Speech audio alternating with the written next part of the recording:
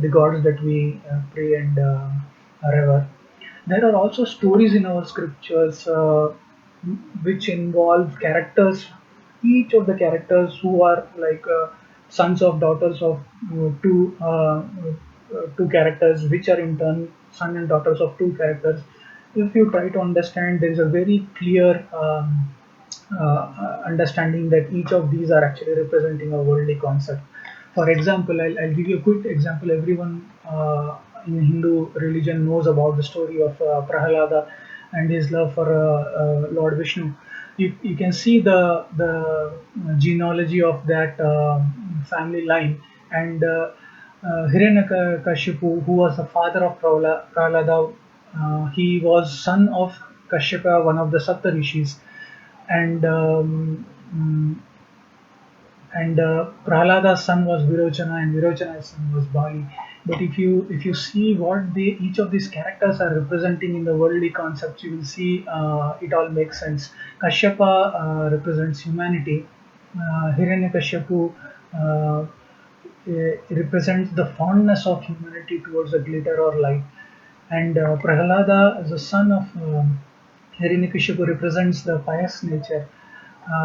In the story, Narada influenced the upbringing of Prahlada since the time Prahlada was inside the womb of his mother, and Bhagavata Dharma was taught to him since the childhood, and that's why when he grew up, he was pious, and his love for Lord Vishnu was immense. His son Virochana represents uh, the ignorance of humanity that they are the body, the physical body that they see are, is what who they are. That represents Virochana. There is a story where Indra, who represents the power, and Virochana both went to Prajapati, who is the creator of universe, and tried to understand who am I, the answer to that question. And the Prajapati replied that look at the reflection of the water, whatever you see is what you are. And Virochana looked at the physical body, Indra looked at the mind, right? And both of them misunderstood. Virochana related himself with the body, and eventually was killed by Indra for that ignorance. And Bali represents the physical strength. One of the boons that Bali received from Lord Vishnu was seasonal boon. Every harvesting season, Bali is allowed to come to Earth. Now, this story represents the fact that harvesting season happens and there is a good produce during that time, so everyone is able to eat and maintain their physical strength and also do labor uh, in the fields. So you can see that none of these stories are just trying to uh, distract us into something else, but these are all the concepts of life being taught to us, and the pattern of feminine and masculine form, and how they are always with each other. You can see at the heart of Vishnu is Lakshmi. Lakshmi is always with Vishnu. Similarly, Shiva, Shakti, and Brahma and Saraswati, they are always together. And even if you go to their avatars, they are always together.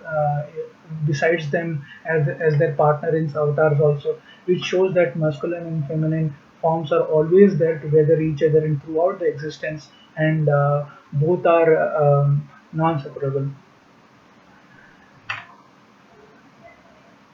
Um, Now I will talk about something that easily we can relate the metaphors that we see in the Shiva and Vishnu idols to exactly our body physics.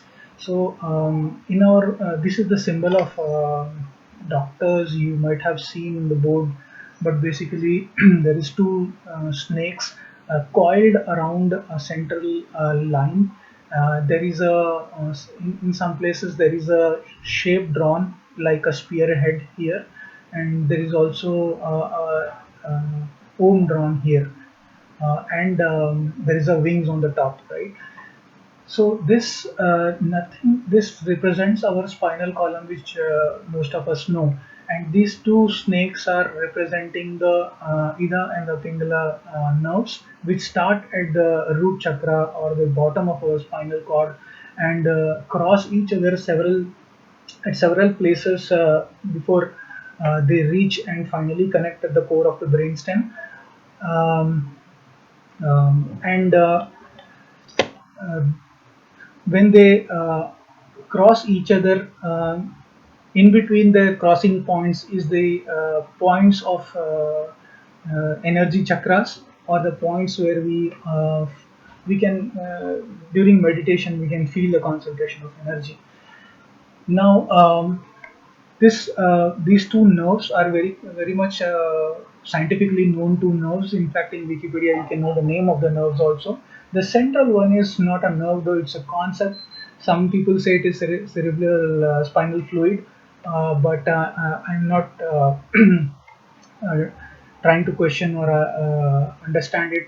But basically, it's an abstract concept called Sushmana, which gets activated when there is a perfect state of balance between these two nerves, which represent the solar and lunar nature of the body. The point where these two nerves meet behind the brow uh, in between the eyes, the third eye is basically the pituitary gland, which is represented by the Om, and also here at the top, sometimes the spear is drawn, which represents the pineal gland. Just for information, pineal gland contains deposits of calcium. I have just studied it. I'm not an expert at it, but I have studied it in various books and researches, and there seems to be a pineal gland which is calcium uh, concentration based, and it gets activated when there is a pressure of this spinal fluid, and it is also the source of very key hormones of healing like melatonin. And pituitary gland is when in a balanced state of these two forces releases some important chemicals like amphetamines, which in traditional in normal world drugs are being taken externally, but actually our mind is ourselves capable of producing these drugs in our pituitary gland, and that automatically happens when there is a balance of these two states. When there is a balance between the lunar and the solar state, there is this and the third meridian is activated. This is what we call as homeostasis. When our body is in a perfect state of balance, dynamic equilibriums, our healing is much faster. And what I have understood is that the release of chemicals from pituitary gland helps pineal gland generate even better, even higher forms of melatonin hormones, which have very accelerated healing and activation of parasympathetic system, which is responsible for healing of the body in a very accelerated manner. So this is all the scientific principles which we can understand, we can talk about, verify it with the scientific truth. Let us draw parallels between this and what has been taught to us through various symbolism in the scriptures. Lord Vishnu is seen to be, present. Uh, some many pictures you will see him in the sleeping state with the serpent heads on the top. This serpent you can clearly draw a parallel with the this energy rising from these two snakes, which is called as the Kundalini energy. When you are in a perfect state of mind, you can feel the energy going up through the spinal column or activation of Sushmana. That energy is the Kundalini energy. It is really important to understand that once, if there is an activation of energy, one might feel exhilarated and feel that one person is very special, and there is a that breeds to ego. So it's not just the activation of energy within you which makes you special, there are other things which will help you have this growth as a sustained